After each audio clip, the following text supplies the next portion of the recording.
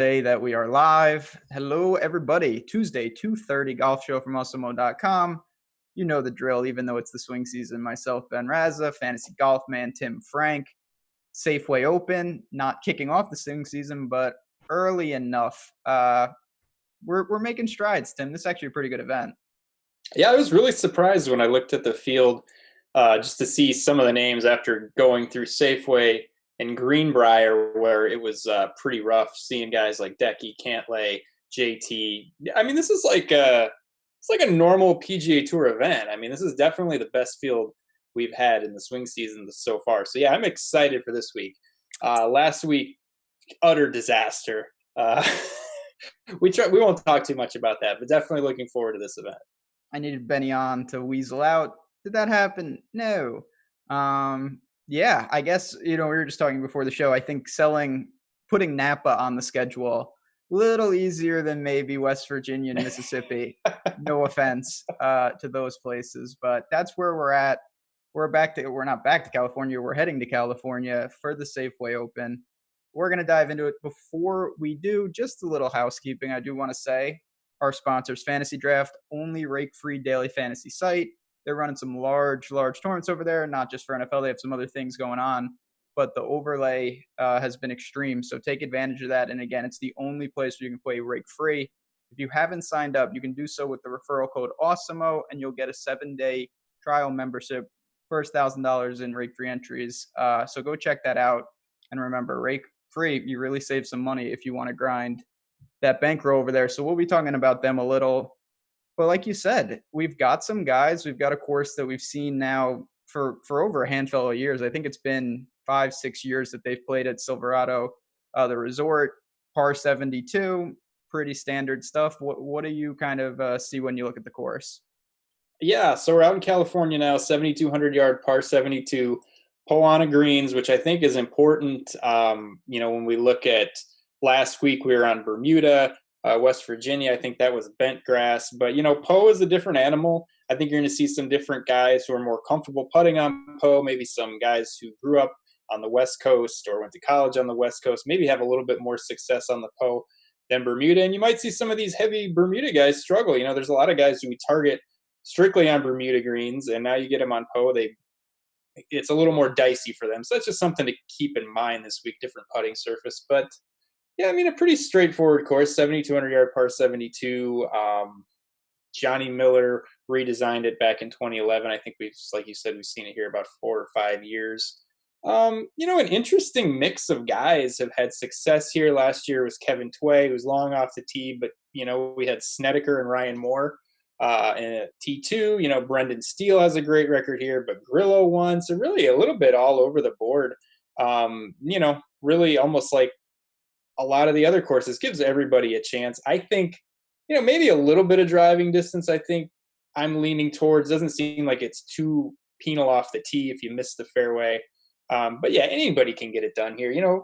Moderately difficult and right around the middle. I mean, we've seen 14, 15, 16 under as a winning score. And for a par 72, that's not crazy low. I mean, I think it plays fairly easy, but I mean, not a total birdie fest. I mean, it's been, middle of the road as far as stroke average the last 4 or 5 years.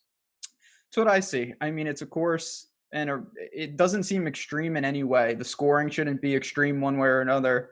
The layout isn't extreme one way or another. You don't need to be short. You don't need to be long. You can kind of get it done anyway. Always with these, you're going to need to make, except if you're Grillo. I went back. Even when he won, he didn't gain strokes putting, but he's an anomaly. Obviously, it's going to help to roll it in. Poa, there's a ton of debate, and I'm, one of the many people who has opinions on these surfaces. I think that Poa generally shrinks the field. It kind of muddies the waters. It gives bad putters a better opportunity to hang in.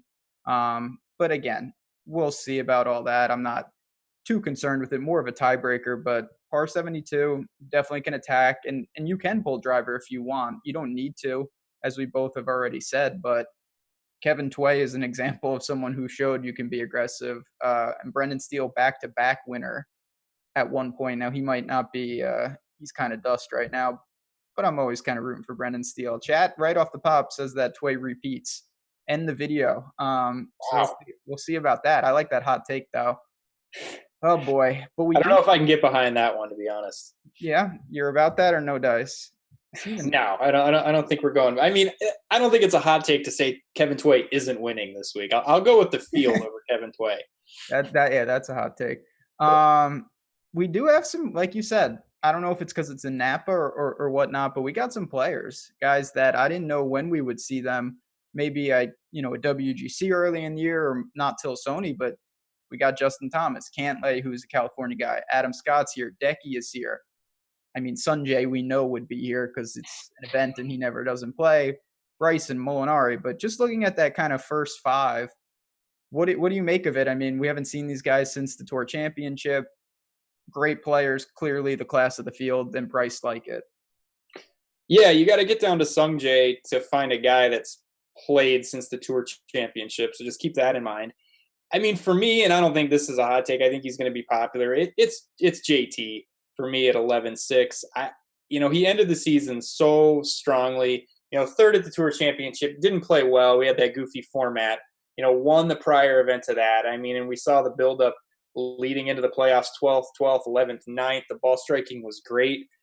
For me, only $400 more expensive than Cantlay, but I just think he has so much more win equity than Cantlay. Cantlay's a great player and very consistent. But for me, a guy that JT can lap the field. I mean, Cantlay can win this tournament. JT can just blow the doors off of everyone.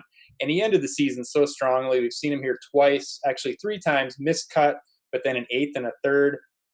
I just think for that $400, I think you get a lot more win equity, a lot more birdies, just an opportunity to, like I said, kind of lap the field. Cantlay's a great golfer, and I think maybe projection systems or strokes gain models that take in the last 2 years. I mean, he's been consistently good. I think they might be closer, but just in my mind, I like JT better.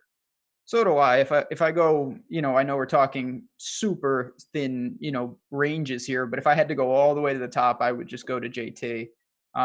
You kind of talked about it, but just to dig in a little more, last year it was a little, he was hurt, then he came back, and it was really the putter that let him down in more spots than not. The ball striking was phenomenal. Then when he started putting a little better, we saw, I mean, him get right where he needed to be to potentially win the FedEx Cup. It didn't work out, but he won at BMW. And that was because really the approaches stayed the same. It was he just finally had a good putting week. So Poa, he's got some good results on it. Doesn't seem to be a problem for him. And you said it. If you told me there is I don't think this is really quote unquote up for debate. If you told me there was a guy who wins this tournament by 5+ strokes, it has to be JT. He's the guy who can do that in this spot. Will he? Probably not. But if I'm going to pay all the way up, I feel most comfortable with him. I do like Decky. I know he hasn't won in a long time, but he's here. The approaches are still very good. Putting is what it is with Decky. I do think that he kind of rebounds from a so-so, 18-19 season. So I don't mind going there, but those two out of the big, I guess you want to call them the big five, would be my preferred spots. I don't really have a strong opinion on Adam Scott either way. Yeah, I mean, Scott ended the season great. I just 10-7 seems expensive for him. And it's tough because I feel like the last 2 years he's been down a little bit, and the price was depressed almost all of last year. He was like 8,800. At 10-7 just seems expensive when you have Decky at 10-5. So I'm with you. Im obviously was great last week, but him only being $400 away from Decky, I'll still take Decky over Sungjae all the time. I mean, I know the Korean mob won't let him take a week off, so he's got to keep churning out these good Seriously. to whatever, pay off some debt that he's working off. But yeah, I prefer Decky over Sungjae. So I think we're on the same page. JT all the way up. And if we're going down, Hideki, who ended the season great, seems more appropriately priced than Scott. I mean, they both ended the season very well. But just for me, it just seems like we're used to Hideki being at 10-5, whereas Scott at 10-7 seems like a pretty big jump from where we saw him at sort of the end of last season. Yeah, I mean, he's someone, Scott, I tend to, and again, this is not hard and fast rules. I tend to go to him maybe on a little more difficult track where there's longer iron shots and things like that. Not that Decky's that dissimilar in that regard, but I'm more apt to say Decky is the more likely guy to get going in this spot, maybe start the year fast. And okay, they're both we know Decky's a bad putter, but at least you don't have to worry about what, like, all of a sudden, like, Scott will come out with some, oh, he's using a long putter, he's using a short putter, he's using, it's like it changes from week to week, and we could see him on Thursday with some ridiculous different putter, different grip, putting cross-handed, left hand, and it's like, it just drives me nuts. You never know what you're going to Very get. tilting. I know Decky's going to be a bad putter, but it's going to be the same every week. Fair enough. So you're prepared for the bad putting, whereas I'm Scott. prepared for the bad. I know that he's not going to be trying some new crazy thing come Thursday, whereas like Adam Scott, it's like you're always wondering like what you're going to get out of him with I can't different argue with putters that. and styles. And this again, we're gonna certainly work down, but I will say I think a lot of people in our Slack chat have picked up on this, and it's true.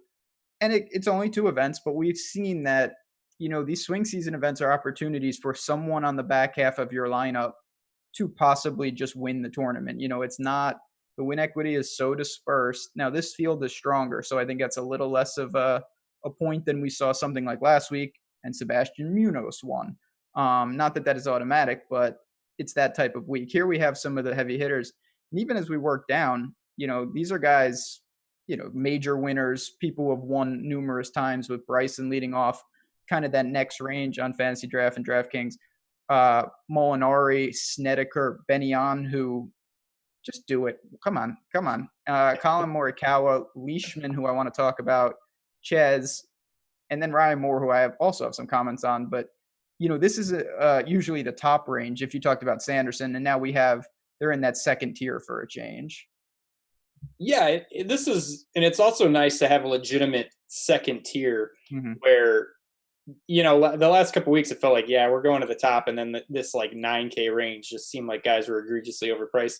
And yeah, there's legitimately good players here. Not a lot that I love. I mean, I guess I'd be interested in Molinari at 9,700. He was T14 last week at the BMW PGA. Very strange for him to be flying from England all the way to California to compete in this event. But, him and Benyon, who, was very good last week, another 6.5 strokes gained with the ball striking, finished T3rd, obviously could have won. I guess those are the two guys I like in this range. Snedeker for me, man, lost 6.2 with the ball striking last week. That was just, he did it all with the short game. He was pretty bad. It's hard for me to pay 9,600. We know we like Snedeker for that sort of win equity, and he's great on Poe. Was T2 here last year, but man, he was all over the map last week and really bailed himself out with the chipping and the putting.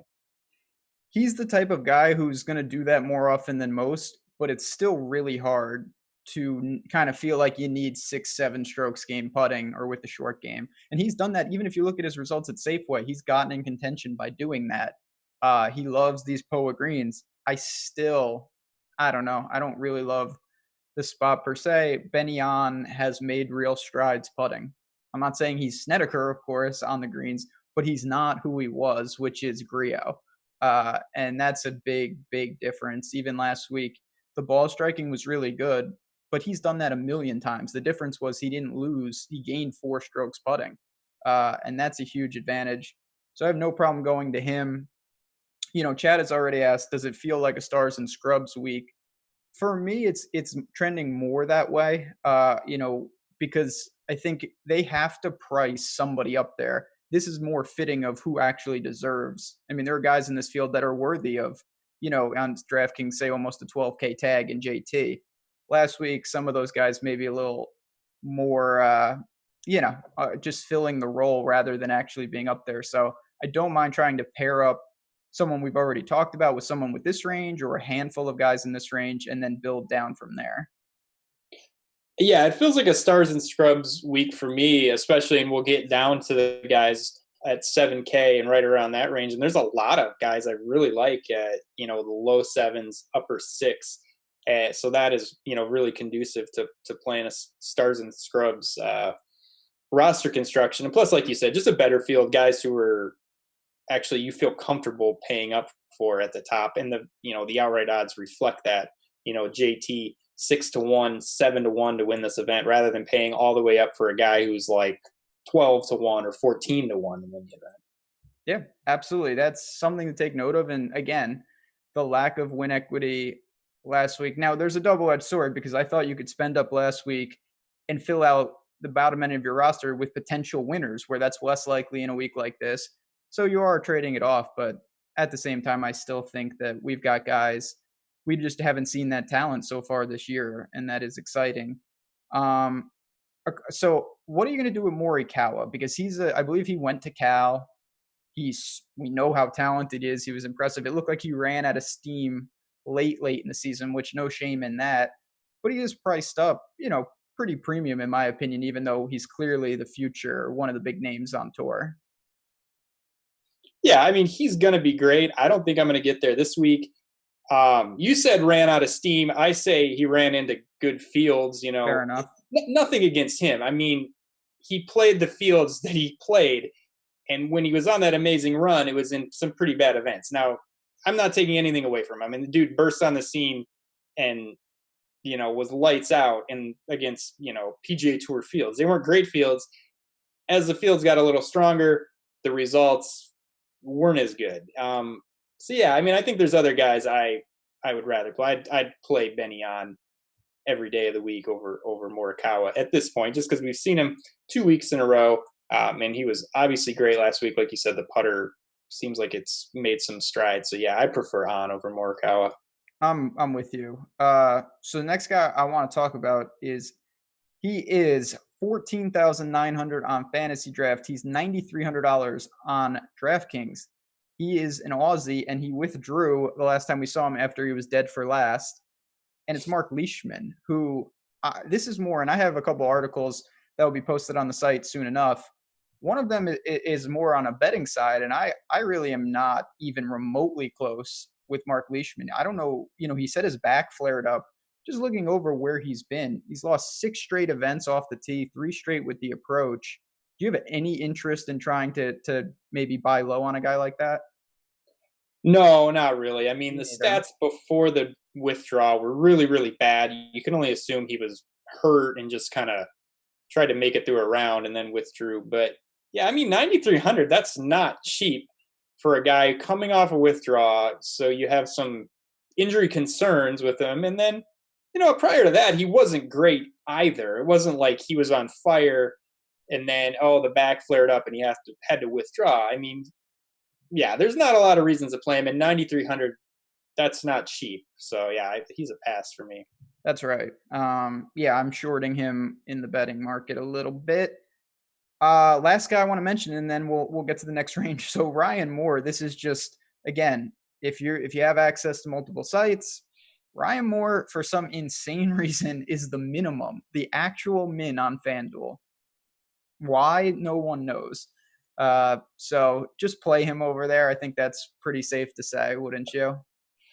Yeah, you gotta love FanDuel. They just roll that out, and a couple of times a year in like baseball, they'll have a guy that's free or something like that, like literally free. They've had guys I think that were 0 or something. Yeah, you get a rebate to your salary. I don't like I said, there's no rhyme or reason why Ryan Moore, who should be fine here, he's on both Fantasydraft and DraftKings, he's like the 15th most expensive golfer. They just have him priced down with Tony Romo. Sure. And they can't correct that. It's like, I get it on like a baseball slate where there's not a lot of time, but when the pricing comes out Monday morning or Monday afternoon and you have 4 days, I think it'd be pretty easy to just correct it and send out an email, Well, times are tough. What can I say? So yeah, make sure not to overlook that, because if you don't go all the way down, you may not see it. But as we work down, the next range, we're looking kind of at 9,000.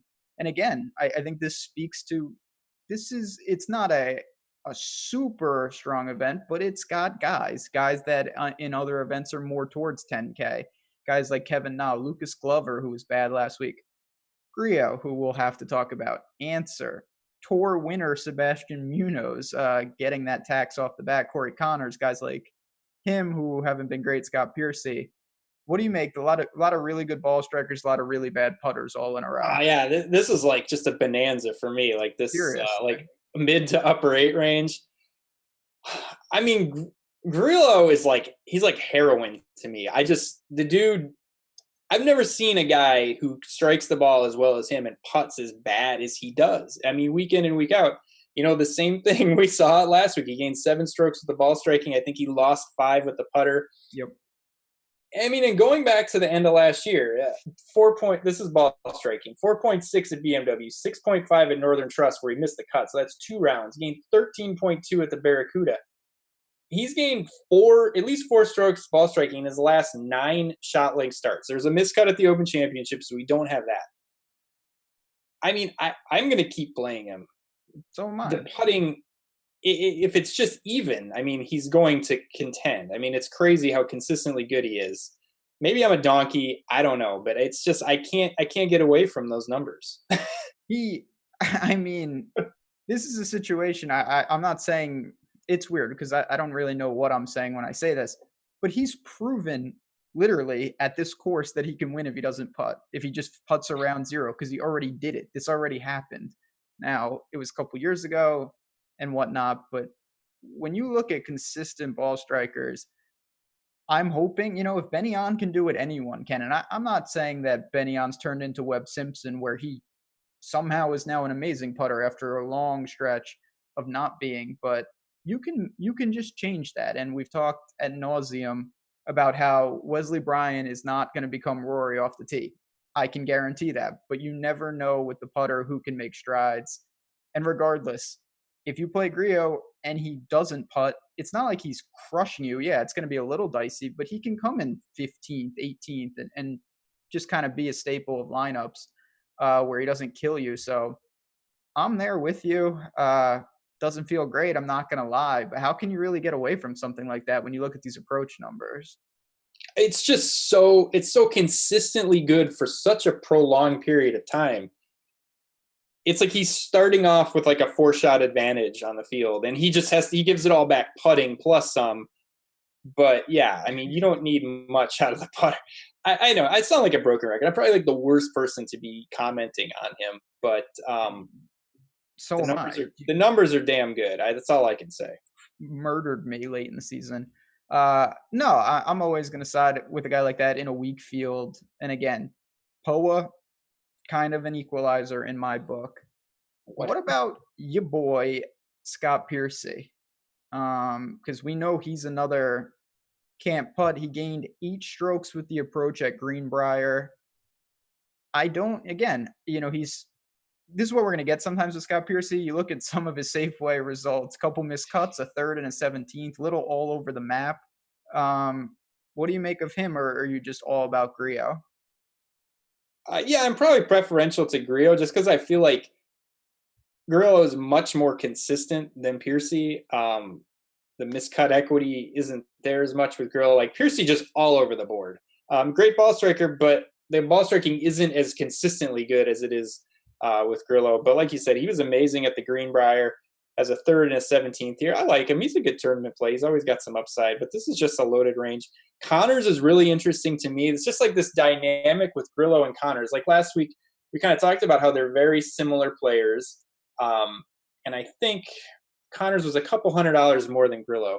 But honestly, you know what the difference between Connors and Grillo was last week? Connors missed the cut. Grillo came in T39. It was Grillo did all his terrible putting in rounds 3 and 4. If he would have did his terrible putting in rounds 1 and 2, he would have missed the cut. That's literally the only difference. Connors gained 3.2 with the ball striking and lost 3.8 with the putter in his 2 rounds.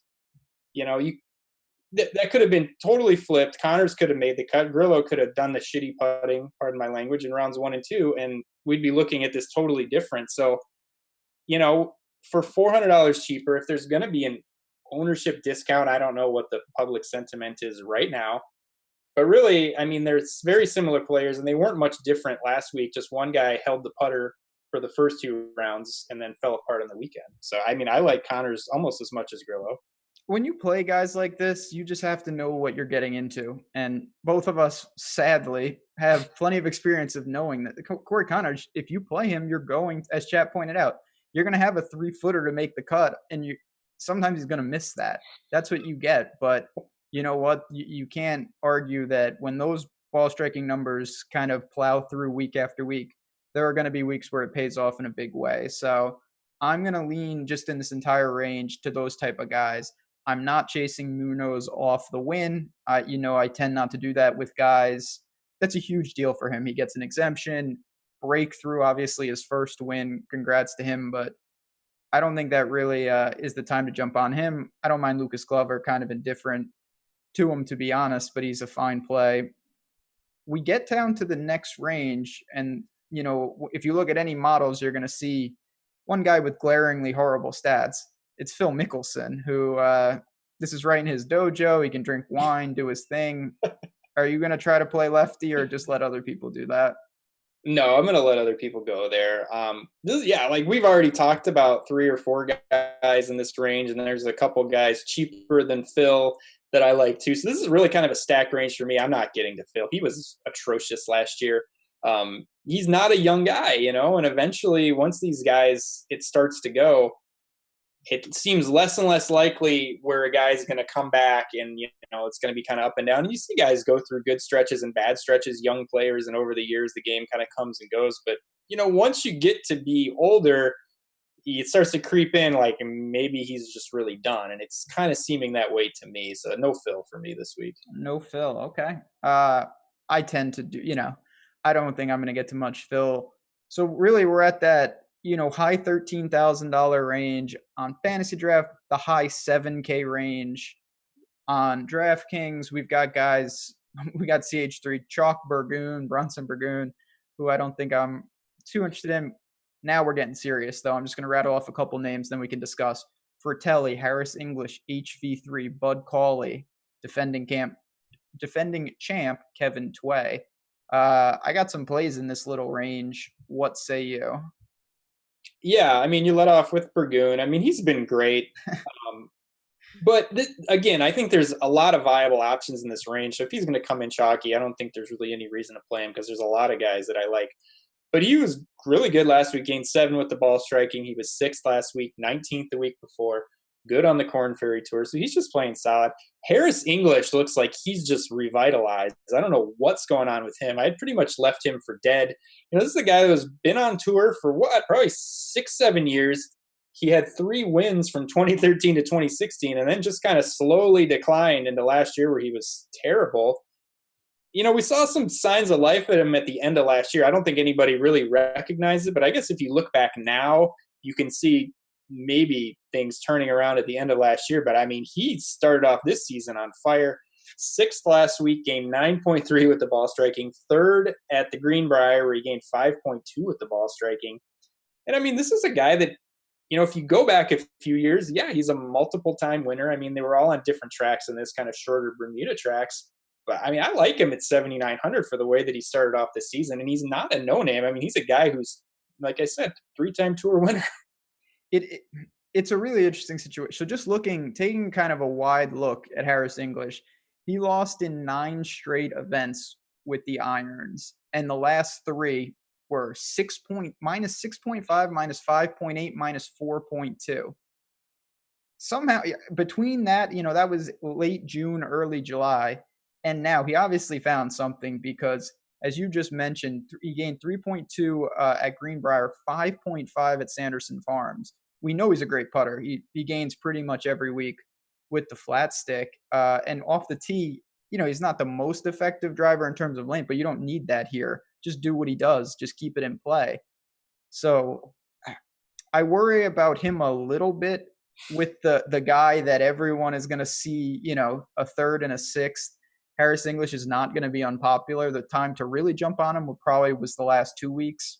Certainly I was not getting there. If you played him at Greenbrier, well, that's too much. What your secret was. No. Don't. If you played him at Greenbrier, yeah, that's where you get into our Slack chat. You start the group thread with us too, and you tell us your inside sources because I don't know how you're coming up with that. I have to say, though, this range, you did mention him and Burgoon, looking at the recent form. I think Fratelli and Bud Cauley set up phenomenal for this course. Can get hot with the irons. Fratelli's, more just keep it off the tee and then start making putts. But he's another one he broke through late last year. And I'm just going to keep playing Bud Cauley because he does his thing. Game is pretty consistent across the board. Great scrambler, which, to Birdie Fest isn't the most important thing. But he's going to gain off the tee. Just keep it steady with the irons, make some putts. kind of just churn out those quality finishes. Yeah, Fratelli was lights out with the ball striking last week. The putter wasn't great. He was T6. Cauley, don't have the numbers in front of me from Greenbrier, but it looks like he probably did more of it with the short game and the putter than the He ball did. striking because he was T14 right around even with the ball striking. But I don't mind him. But he would be behind Fratelli and behind Harris English for me in this range. And behind HV3, or what do you think I about never play HV3. uh, I don't know H- why. I don't know. I don't know what it is. It's like we just have these. Maybe I shouldn't. I just never play the guy. I don't know why. I have no explanation for it. HV3 is a guy that, when he is unpopular, I tend to get over because I think he can really pop out of nowhere. And usually when a guy is unpopular, he tends not to be playing well. When HV3 starts to kind of trend upward, I tend to jump off because I'm not sure how strongly the correlation is between his recent form and how he plays. He's all over the map. And I think we've seen that even kind of in the next, he's had flashes, final group at a major, then he falls back, then he's popping. He's going to probably win eventually, but I'm not really trying to predict it. And there's other guys I like in this range. He's like a poor man's Siwoo Kim. Yeah, Just how do yeah, you you even don't have want money? any part of him when he's popular, and God only knows when he's going to play well. No, yeah, that's not the answer. God. So as much I haven't complained about a dead range yet, but the next maybe like 10 guys from Kevin Tway, who I have no real opinion on, working down kind of the mid 7K range on DraftKings. I don't have a ton. I will say that Vaughn Taylor got the massive price drop. Shocking. Yeah, who would have thunk it? You've got Lord Raiden with Joel Dahman, Lashley, Berger, Hadwin. I don't know. Do you have anything that really stands out in this range for you? I don't really have anything that stands out. I just wanted to mention two guys. I guess we have to mention a couple guys in this range. Cameron Champ just absolutely dominated off the tee last week. I think he gained almost 8 strokes off the tee Wow. last week, and he was T28. The rest of the game, not great. I mean, people are going to look at his approach numbers and say they're terrible, but I think we've talked about this before, and the same thing. We talk about with Rahm. When you're that dominant off the tee, your approach shots are just so much easier. They're so much shorter than everybody else's. You don't have to gain strokes. I mean, if you're just hitting like wedges into greens from the fairway and other guys are having to hit mid irons or 7, 8 irons, I mean, you can lose strokes on approach and still have decent birdie chances because your off the tee game was so great. And I mean, the same thing goes with Rahm. Everyone says off the tee game is great, the approach game is crappy, but it all works together. I mean, he's so dominant off the tee, he doesn't need to be that good on approach. Now, I don't love him, but boy, if he's going to drive the ball like that for 7,400, obviously he's got some upside. He played a little bit better towards the end of last year. I don't know, something to think about.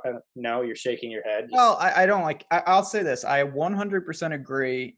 So the way I think about it is, it's almost like when you're just talking about the strokes gain, it's like a reverse free roll in the sense of if you drive it, so you can only kind of screw up those short. If he's got like 70 yards left to the hole, and even if you're a little offline, that's going to represent horribly in your approach stats, and the shot itself might not be that bad. On the flip side, why we see fills sometimes with ridiculous numbers is because when you drive it off the course, if you even get it close, if you land it on the green 70 feet away, you're going to gain a ton of strokes on the approach, considering where he was. So it is all relative. And that is why, like you said, Rory needs to be better with like 90-yard wedges, but still, in theory, it's that same concept. The thing, I just can't. Cameron Champ just tilts me because I can never. The putting is so bad. On top of it, that's what kills me. Because you're right, but when you have the double combination of bad irons, which are mitigated by the driving, but it's bad putting too, and that worries me just a little bit. So I'm gonna roll with. I don't know if this is your boy or your arch nemesis. I'm gonna try to buy on Daniel Berger and see what happens. Which is that No, bad? I don't have any strong feelings on Berger. Baroff's the one that absolutely hates Berger. Okay, I'll have to chat with him about this. But this is someone that I don't know exactly what to make of his year last year. a lot of cuts made, but really no knocking on the doorstep, almost like a pseudo cash play. A bunch of like 30th finishes, give or take. The strokes gained aren't going to pop out to you, but this is someone I do think can get really hot with the putter, and just in general, he's got some pedigree on the tour. Price wise, it did stand out to me a little at 7,500. Now he seems to be healthy. I know he got some exemptions with the medical and whatnot. I don't worry about any of that crap, but I'm going to try to hit the ground running with him just a little bit and see if maybe he's ready to go right from the start this year. Yeah, I mean, I don't think anyone's going to own him. No. This is a dead range, like you said, so you might as well take some shots with some guys that have some upside. I'm not going to get there. I think there's guys cheaper than him that I'd prefer in the lower 7 range. But yeah, I mean, there's not a lot here. So yeah, Berger's definitely playable if you need to go in this mid 7 range. That's true too. It's a limited opportunity cost just because I'm not playing Lanto, Griffin, and those guys. Lanto actually low key pretty good. He has to gain 8 strokes putting. Um, as we work down, I mean that guy's ridiculous. I don't know if you looked at him, but as we work down, kind of again high 12s, low 7s in terms of the sites. We got some names: Chappell, CT Pan is there, Doc Redman, Charlie Hoffman, who I definitely have a little rant saved up for. What makes anything move the needle here?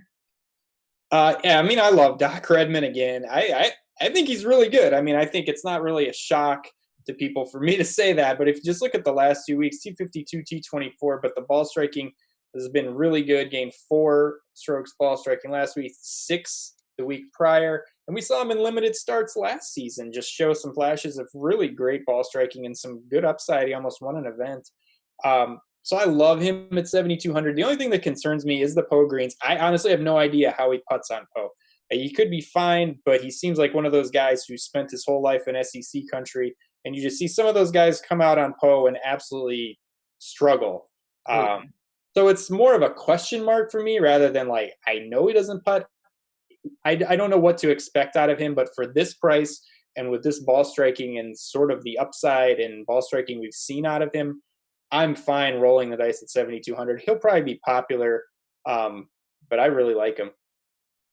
I will say, just to speak to that point a little, obviously, I don't know either, but I feel a little more comfortable with it in the sense that you're not giving up that much. It's not like he's been tearing it up on Bermuda and you're like, oh man, if he doesn't like Poa, I'm going to lose all these strokes. He's been pretty bad putting. So, how much? I mean, yeah, could it be worse? Sure. But maybe it's better or the same, and then we're in the same boat. But so here we go. Let's hear about Hoff. No, obviously, I play Charlie Hoffman like I always do. And like most Thursdays, he lost 4 strokes putting, and it was really dire. The team knows coming around. I'll say a miracle, but it was doable from Matt Jones. And then Matt Jones withdrew, which murdered my Charlie Hoffman shares.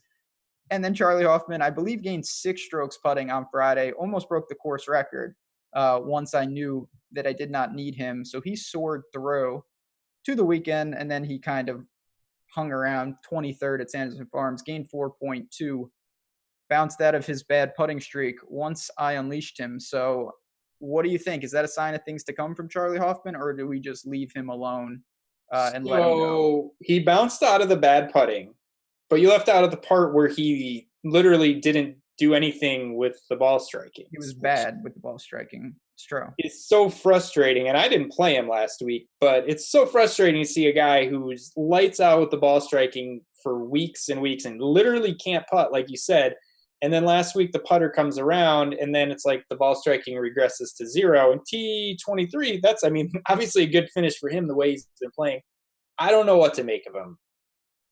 If the ball striking comes back and he's maybe figured something out with the putter, yeah, but I mean, I don't know. There's a lot of moving parts of this, a lot of question marks. I don't think I'm going to play him, but I see the reasons to play him. If it all comes together at 7,100 and this track and this field, I think that's a good price, but I don't know if I'm going to get there. I'm definitely more interested than you are, but again, not a core play. For this price, it's a pretty easy sell for me for a guy that I think he just hasn't put it together. The parts are all there. It's tough to connect the dots, but at the same time, if you told me I had to play one of him or Tom Hoagie or Robbie Shelton, I would play Charlie Hoffman. I'm probably in the minority there because people really like Robbie Shelton, but that's a guy. Talk about questions about does he like Poa? I mean, who the hell is going to know that? So I'm a little worried there. What about Chappell though? What do you make of him? He's another big name, but we don't have a ton of information in terms of where his game is at. Yeah, so I mean, I think we talked about this. The 59 was great. It obviously showed that he's got to be all the way back. But if you look at that tournament as a whole, he really wasn't that good. I mean, actually, outside of the 59, he was bad. He's You know, lucky he did that on Friday because he would have just missed the cut if that was his quote unquote Saturday. exactly. Yeah, he lost 2 strokes with the ball striking, and that's after includes shooting a 59. But he's a California guy. Went to UCLA. I know that's Southern California, but I like the track. I like the price. I wouldn't mind taking some shots with him if I was playing a lot of lineups. But if I'm just playing a couple lineups, I don't think I'm going to get there. There's nothing that screams, not that it's golf. I don't know if must play is a word you should throw around too much, but this is a range for me. I don't see a ton of stability, but I see some names that I don't mind taking stabs at in Charlie Hoffman. I think CT Pan fits this course better than most. Maybe I'm inferring, he's a West Coast guy. I believe he went to the University of Washington. He had a quiet. I feel like people don't remember that he won last year. He won at Heritage. Then was good at Charles Schwab. Kind of tapered off during the end of the year, and the off the tee game was really what let him down. I think that can kind of be mitigated here. Nothing screams in terms of his course. He hasn't played the course a ton, so I'm going to buy low on him.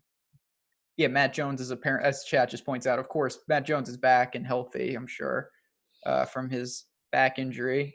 Really wish he tried to just shoot like 9 under like Sam Burns was able to do, but that's neither here nor there. Yeah, I mean, I could go 2 ways. If I want to make excuses, I could just say that Matt Jones killed my lineups because he withdrew. That's what I'm doing. Just blame it on that. If I want to be honest, Matt Jones could have won that tournament last week, and I still don't think I would have made any money. So getting cut, like he withdrew. It wasn't like he was cruising. He needed a miracle Friday. But we try to give the withdraw excuse on the show. Boy, now we're getting to the nitty gritty, and I do before we dive into the dumpster, just quick housekeeping. Chat, as always, I appreciate you. Tim appreciates you. If you could hit the like button, it would help us out a ton. Like, subscribe, do all that good stuff. It helps the show. It helps the site. And we do appreciate it. If you want to become a member of Awesemo Plus, we encourage you to do so. We have all different packages from a weekly, which is the express package, really low cost, gives you, the bare bones, but it's got some really cool stuff in there. And then we hope that you'll stick around with one of the, longer annual packages. We find all the information on the website, promo code JazzRaz, use it 50% off first month. We'd like to have you here. Tim's one-on-one Slack service. Can't put a price on that. When are my office hours? How come I never get any office hours? Anytime that no one else is doing office hours, that all the rest of the time is your office hours. So all right, we're going to institute office hours after dark. That'll be a not safe for work AMA with Tim. 3 to 4 a.m. Yeah, exactly. That's really that's the core of when our Slack chat, we get only the best at that time. But working down at this, I got a couple names that I definitely want to throw out in the high sixes. I guess I should probably just get to it. I don't know. There's no way to sugarcoat these names because they're not great golfers. JJ Spawn, who I recommend every single week. Grayson Murray, who is out of control, good and bad. And Jason Duffner. I don't even know if I can really recommend that. But what do you make when you're looking for your last man in here? Yeah, I mean, there's some guys here. You kind of touched on Shelton. I'll just jump up a little bit at 7,100. I mean, worth mentioning. I think he'll be popular again this week. 28th and 7th the last 2 weeks. Ball striking was good, 3.6 and 6.7. Very good. But similar to Redmond, he's a guy. He's an Alabama guy, so I don't know how he's going to fare on Poe. Read a blurb from Josh Culp. I think it was on one of his Roto World write-ups that said Shelton played well on the POA events on the Corn Ferry Tour last year. So there's that. But definitely worth mentioning. I think him and Redmond kind of kind of go hand in hand, similar price, both SEC guys, both got off to a hot start. For me, I mean, Adam Long at 6,900. Okay. I mean, he's 23rd and 14th the last 2 weeks, gained 4.6 and 8.7 with the ball striking. So that's been really, really good. I think the price is good. If you read Ben Coley's betting article, he's literally bet like four of the guys that I really like this week: Harris English, Adam Long. I mean, all the guys, Doc Redman. So if you want to kind of read up on more of those guys, go read Ben's betting article on Sporting Life. But yeah, I think he's probably my favorite play here. I liked him last week. He played well. And the price just really didn't seem to go up. I don't remember what he was priced at, maybe 6,700. He was cheap. But yeah, he won in California last year. Different type of a different course. Obviously, I think it was career. Well, I keep wanting to call it the Career Builder. I don't remember what it is anymore. Desert. Is it still the Career Builder? I think it's the Desert Open. The Desert Classic, yeah. Desert Classic. That's what Desert Classic. So yeah, I won the Desert Classic, and that was another like a Southern California event. But yeah, I really like Adam Long at 6,900. I think he's kind of the play for me down here. Adam Long was a super sharp play last week. I should have got to more. That was a mistake on my part. If you looked at him at Greenbrier and you hit it on the show, he had really struck the ball well, couldn't putt at all.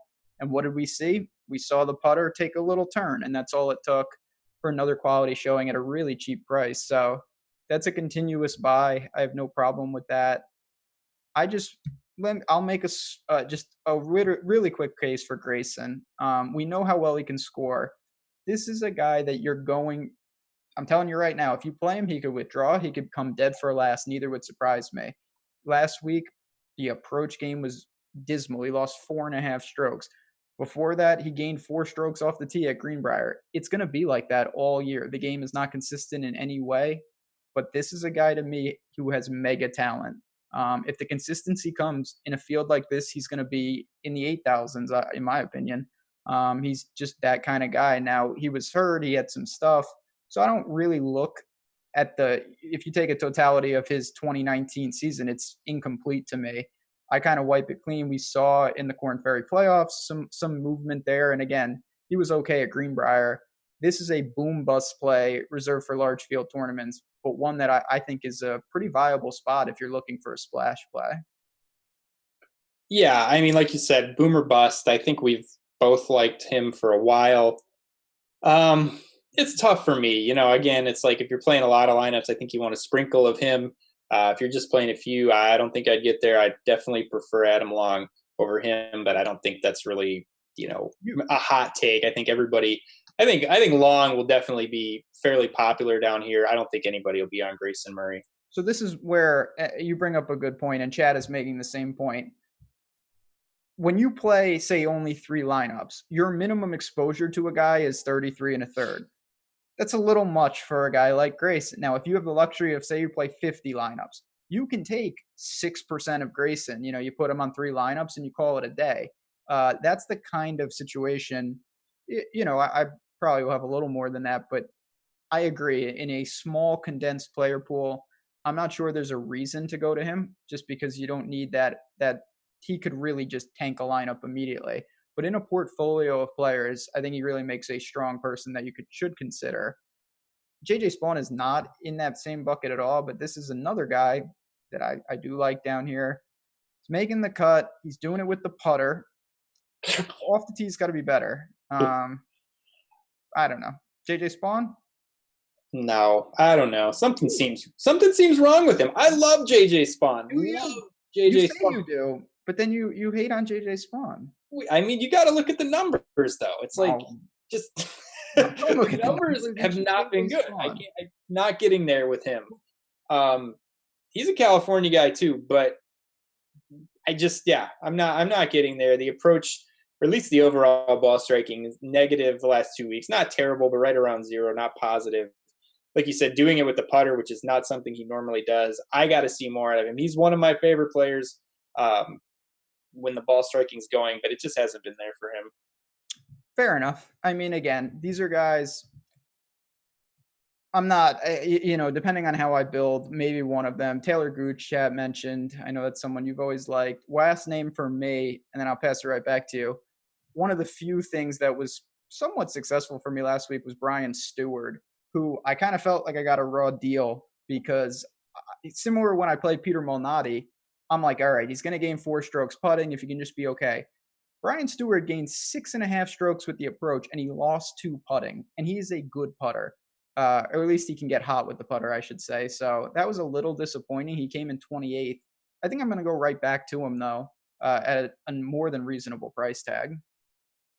Yeah, the approach game was really good. And like you said, I mean, with him and Hoffman, just so crazy of how things worked out. Hoffman putting great, ball striking terrible. Stewart approach was great. I made fun of him last week, so I guess I'm a donkey for that.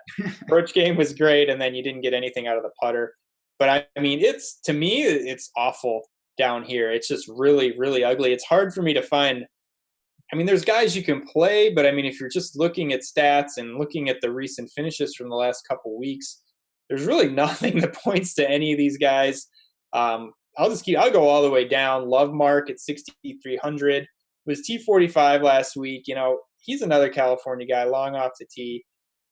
I don't know. He's got more talent than a lot of these guys down here, but I don't know. He hasn't been terrible. This is really like a tepid kind of endorsement of him. But, I think he's a guy similar to Chappell. Both California guys, both coming off injuries, both probably better than a lot of the players around him. But, just haven't seen too much out of him yet. I'm assuming at some point he'll be coming back here and we'll start seeing some better play out of him. But, at this point, you're just literally taking a shot in the dark for 6,300. You are. I mean, the thing about Love Mark is there's, at least for me, when I look at him, you can't really look at the data because it's not him. He's just different. He's got to be healthy. You're not seeing really he's trending and building to something.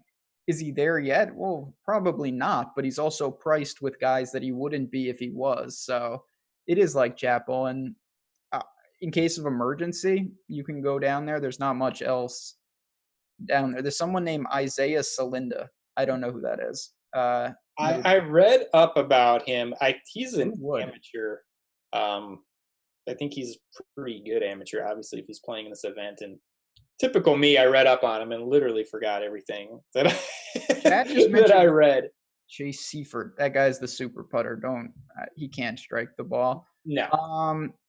What about were you? So let's take it back 2 weeks now. Okay. At Greenbrier, Christoph Ventura was a name that some people threw around, and they're still looking for some of his balls off the tee. I don't know what the deal is. Do you have any interest in going back after him burning everyone that played him? I mean, that guy literally, it's like, oh, it's a new season. It's the first week of the season. And then Christoph Ventura, literally lost 5 strokes off the tee in 5 holes. I mean, the guy was just terrible. So no, I can't get no. His best drive was other. He was in native landscaping. I think he got to the wall, which is a rare one on Shot Tracker. The unknown, the native area. I mean, the guy literally every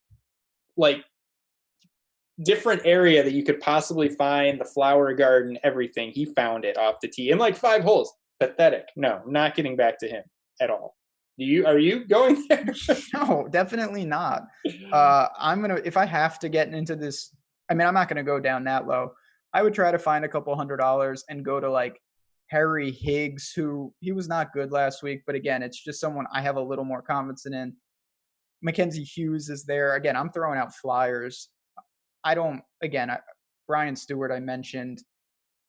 Pat Perez I can't get to. Who's this Mark Anderson guy at 6,200? What? T28, T36 the last 2 weeks. Ball striking. Stop. I'm just saying. I don't know who the guy is, but he's one of the few guys down here that's made the cut the last 2 weeks and has been plus ball striking. Couldn't pick him out of a lineup of 2. And he's got the most random. It sounds like a made up name, like Mark Anderson. Super creative player. That's the actual one where they assign the names.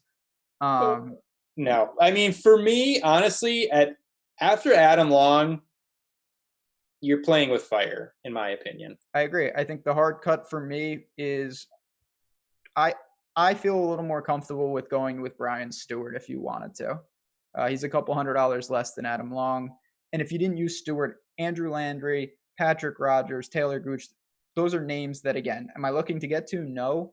But you could make a case for them. Once you get to the real bottom end, you are playing with fire. Some of those guys will get through by random chance, but good luck really determining. Oh God, KH Lee is down here. I can get so hot with the irons, but he's missed 8 cuts in a row. So I'm not going to do that. We've kind of hit up and down this field. Oh, last thing, I just two really quick things. One, will Tony Romo come in last? Yes, Okay. undoubtedly. And your actual boy, Bo Van Pelt, is in this field. I can't tell you how excited I am for Bo Van Pelt to be back playing. I mean, it's literally been like 3 years, I think. I don't think I played DFS ever when Bo Van Pelt was around. He is like the original Kevin Chappell. If you want to go back to like 2010, 2011, 2012, look at the stats, look at the finishes. I mean, the guy just crushed it and never won. I think he won like 1 or 2 terrible events. But I mean, just a consistently good guy. I went back today and looked at like some stretches where he had like 5 top 15s in a row at really good events like Memorial, the Players, Colonial. Great ball striker, terrible putter. I mean, I thought he was done. I didn't think he was pretty old, is he not? Yeah, I think he's 44. Okay, so yeah, no idea. I mean, obviously, don't play him this week.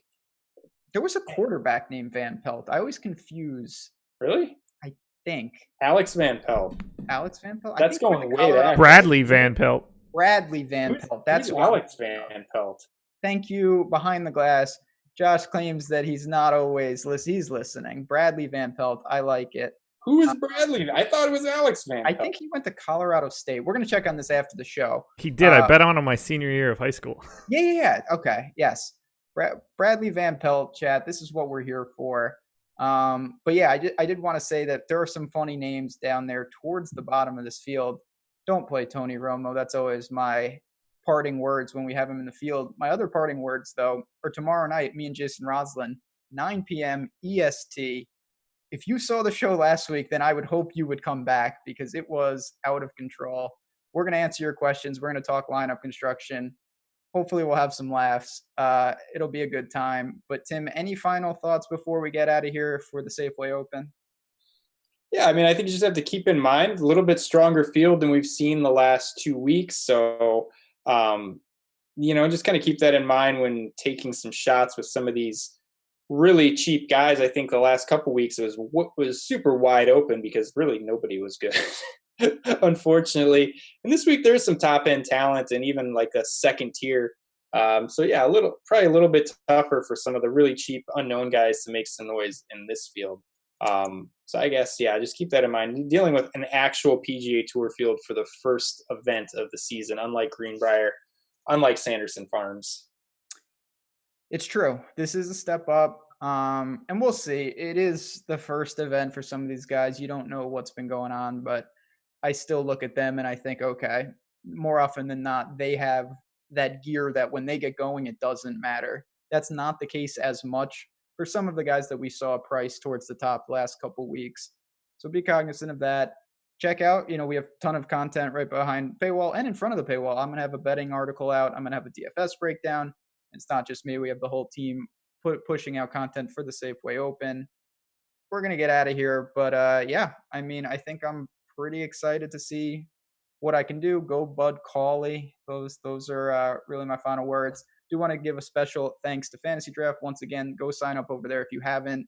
And we'll be back next week. I don't know what the tournament is, but golf keeps on rolling. If you have any questions, find us on Twitter, find us in Slack. Good luck, everyone, and I will see you all tomorrow night.